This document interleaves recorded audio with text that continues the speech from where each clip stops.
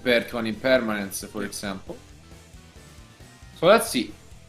Pressure is on team now to, you know, ride this wave created by the Nibiru, who really switched the pace towards his favor, but let's see. Do you like the Dragoon package he has, or are those dead cards not worth it in this deck in your opinion? No, I mean, I like it, especially because, like, as we have seen yesterday, especially during these matches with Dryton, a lot of players rely to this small package, let's say, and always having the chance to summon the Red Dice Dark Dragoon, it's always a big deal while dueling. So I think it's always like a sort of an addition, you know, you give to your deck, especially because, like, you can easily pass for Anaconda.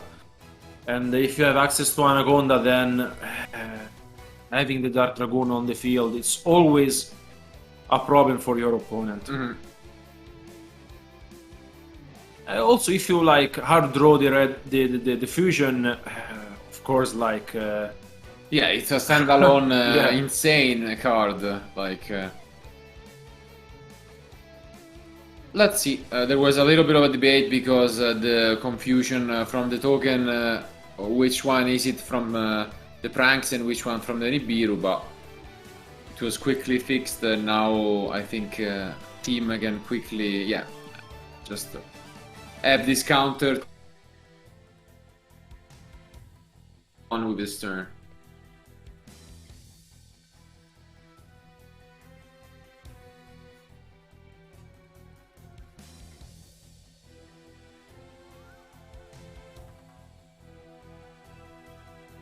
Yeah, again, just debating.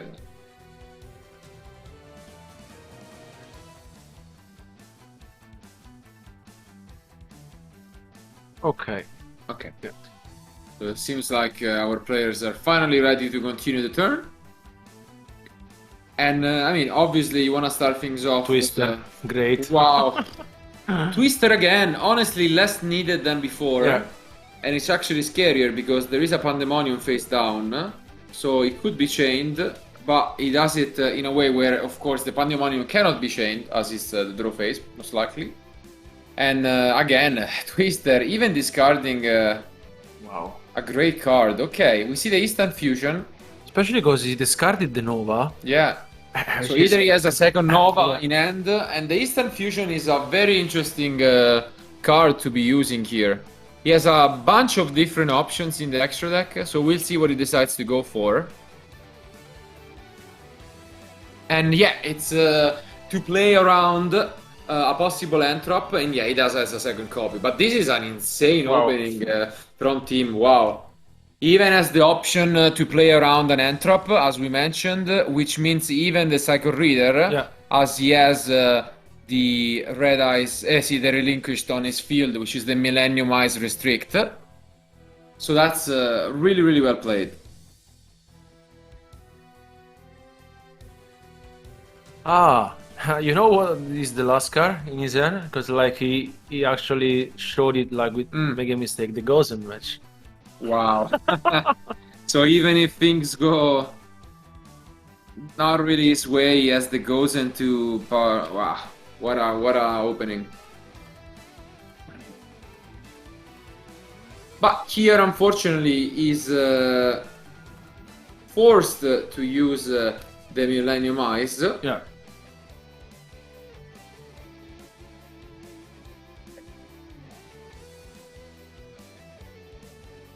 Here, I think maybe Jean-Loup.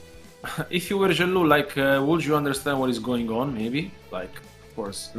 It's tough to tell. I mean, I don't think you have an idea yet, and I think you will be surely quite disappointed by what's happening. Because this face down card, there is a big chance that he doesn't even have an out at the moment. Because why would you keep spell and trap removal against Rytron? And oh my god, we'll quickly see.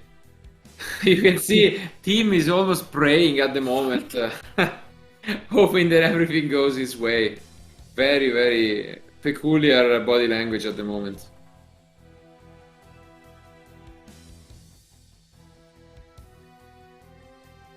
want to see Jean-Loup reactions when he sees Gozen match. It's been actually a lot since we last see Gozen match in action. It's so strong here. So strong. Let's see. We might have, as mentioned, our first 2-0, and you can see Tim is almost shaking with his card, and here, as you can see highlighted on the screen for you guys, the card that could completely seal this game. But the Pandemonium is a good actually read by Jean-Loup, which allow him to actually play around the Gozen without even knowing, but at the same time, once he activates the 2 Prankids in grave, the Gozen stops them. So this is an interesting yet scary situation.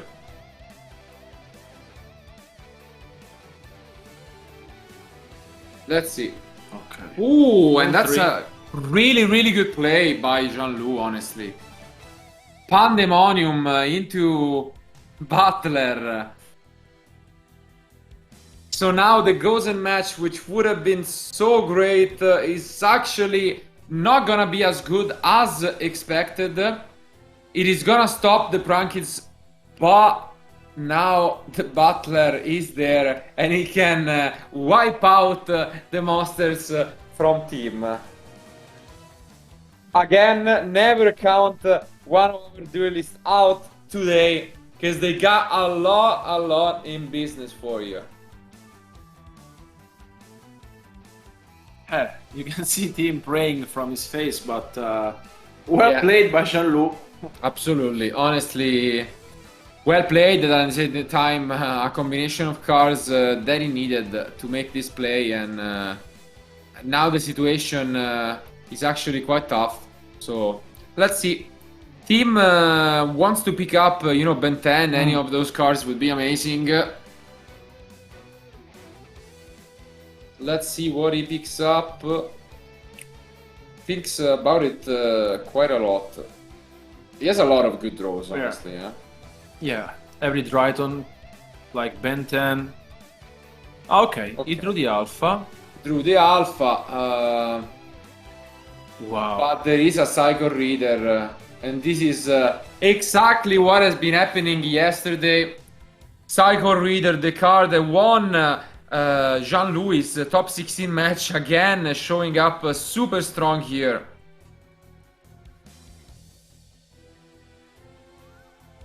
Seems like every time we might see a player winning 2-0, then there is a huge comeback. Yeah, and this is actually now seeming like it will be an upfield battle for team. To be honest, still having quite a few decent top decks, but now plays back to Jean-Loup, and there is only one more turn remaining for team to find an opening. What a game, and what a weird turnaround. Let's see. Well, last draw from team. Does he find something? He sets a monster pass. And yeah, I mean, with the Butler being activated, the game is over. And who could have predicted it? After a Twister, after a Gozen match, team just used a little bit too many resources, and he has to scoop up, and we are going once again for all of our top 8 matches to game 3. Wow. I told you, like, you shouldn't have answered me. Yeah. Who is your pick? Like, the disaster is coming. No, anyways, like, here once again, taking a look at the side deck, I believe we will see anyways the Gozen match being played by team. And then if he really wants to, he can side in the triple tactics talent.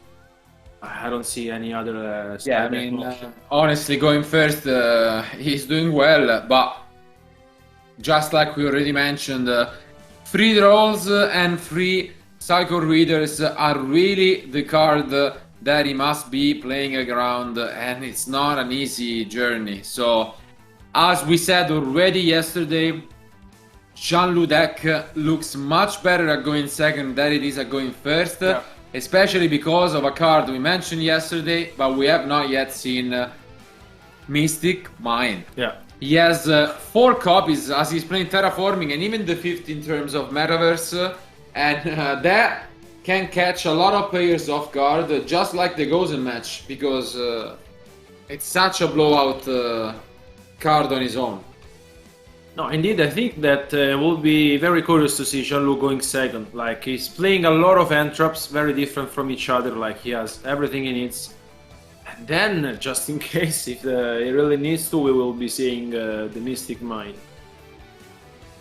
A lot of solution. I mean, I really like how Jean-Luc built his deck. I think, once again, like, the consistency is incredible. He basically maxed out all the entraps, and yeah, I think, as I told previously, I think he was also, from a point of view, lucky enough that it was still not a hand-trapped wild combo. Yeah. But I mean, it paid off, actually. So maybe in this game 3 we will see him once again with his all entraps, the Psycho Readers and so on. Will be very curious and funny to see this 3rd game.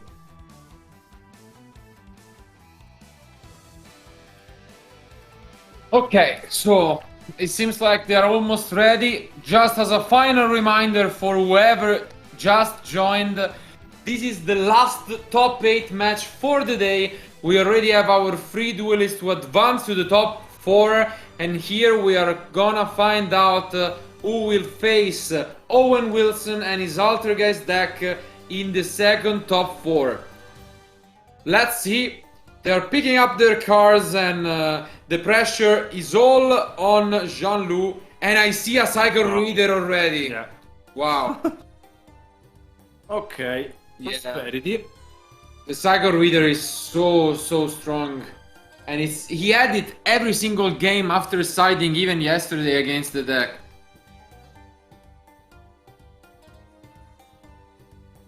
And now team is hoping to find something out of his deck. With the Psycho Reader being in Jean-Luc's hand, not going to be easy. No. It's unless you have a response for it. Yeah. We saw it yesterday where the Triton player had an amazing hand. Let's see if he can pick up a Call by the Grave, maybe. The Herald. Oh. Okay, the talent. The talent is okay, but it's usually not enough. Let's see. A lot of very different options among these cards, honestly. Yeah, it really depends on what he already has in his hand. I think like, all of them are pretty much pickable. Ooh, and the Diviner. So it seems like the rest of his hand is not really combo based. But he's taking a lot of time. And in the end he picks up... okay, so he makes up his mind. Honestly, it wasn't an easy decision. If your team... actually, if you're Jean-Luc, I think you are pretty happy about the talent not being in there. Yeah. Obviously, could have another copy. But yeah, now we just see the activation of the card he just picked up. He will probably summon the Alpha. But Jean-Luc is happy with this.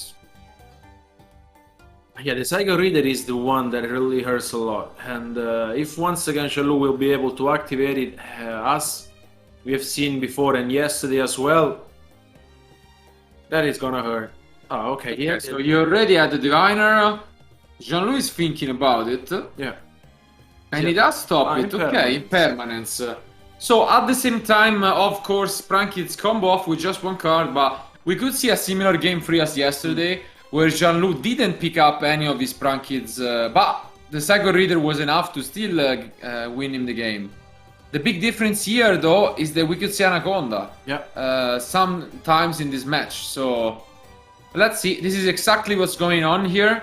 And this can make a big difference compared to the deck. So very nice play here by team. Yeah, this is what we were saying before. Like having this like small package that gives you like free access to it. Wow. Oh, wow. Double Impermanence. What a start. I was about to say that if you resolve it, then you can negate the Psycho Reader, which is a huge deal.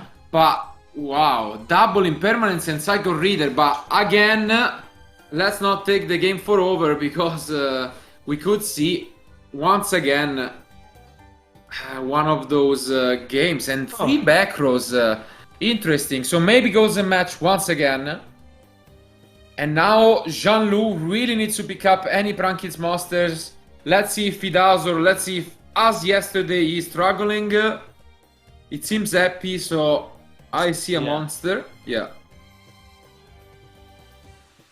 Very carefully before summoning it. Yeah, and at least he picks up a monster. So the end was absolutely ridiculous. Double impermanence. But we do see the Gozen. So great start of the game. Gozen match from team, really keeping him in the game. But Psycho Reader still leading from Jean-Loup. Let's see, it could really go either way, but the Psycho Reader is gonna hurt. Yeah, a lot. Because now if you pick up, you know, any card, now the Psycho Reader is so great. Oh, the Ben 10, but the Psycho Reader is so strong. Yeah, this hurts so much if your team... No, but the cool buy, oh my!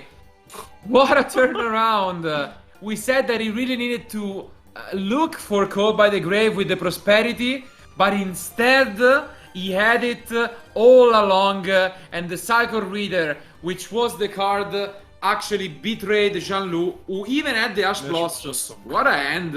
Prankits and 4 hand traps. That's like the best end you can have. I mean, double impermanence, Ash. Yeah, what a game, honestly, already. But this looks much better now for team, and with the Gozen there, we know how annoying it is. And honestly, this Ash just means that he will do the same next turn. Yeah. So he pass, and let's see what Jean-Loup decides to do. Turns his Prankits to defense. A huge news for team, who now picks up his cards and can do everything all alone together. Let's see. And if that one is on Metaverse? That could be funny, yeah. Honestly, as you mentioned, Mystic Mind still an option, but... Fast back you know why to Jean-Loup. I'm thinking why he's like passing turn.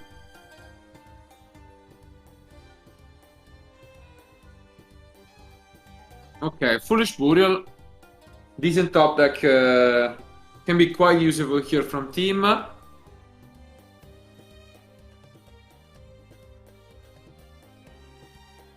And again, I mean, luckily for team, there are 15 minutes remaining, which means the Prankits, which they are really good at changing life points, for now are still not that relevant. But let's see, Jean-Loup is really taking his time here. Does he have Cold Buy? Yeah, maybe it looks like he might have it. Yeah, so Call by the Grave here from Jean-Loup. And this is quite annoying. So again, he will have to take his time and set his opponent back.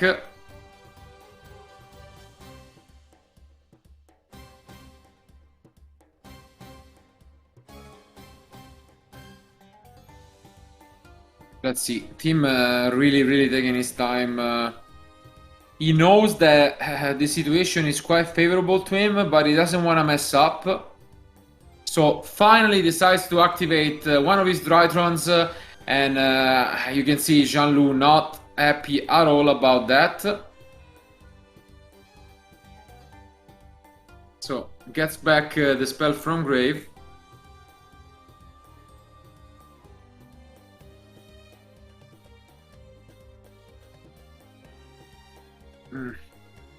Very weird spot at the moment for these players, and yeah, now as predicted, he will just go for the other Drytron.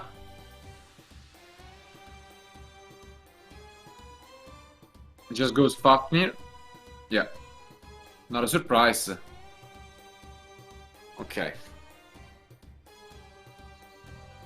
Do you think he will try to push a little more, or just plays as safe as he's doing it. Looks like he's playing conservatively. Like, doesn't want maybe to mess things up. Of course, there's still plenty of time on the clock. But the thing is that the more you play, the more you're risking to be Mystic Mine, you know? Yeah. But still, to be fair, okay, so finally the Ben 10 is being put to action, and yeah, you can see Jean-Louis just saying, do your thing. But as you mentioned, Mystic Mine is still an option, and that would be absolutely insane to watch, because Jean-Louis still, even if playing 5 copies essentially, never activated a single one all weekend, so there is a chance team doesn't even know about it yet.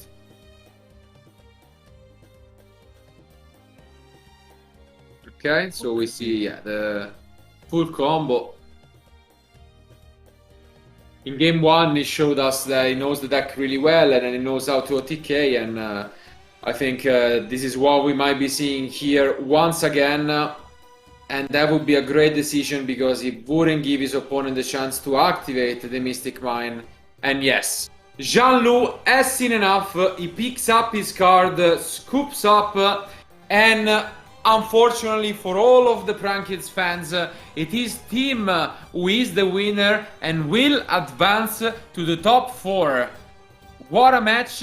Let's go back to the post-match discussion.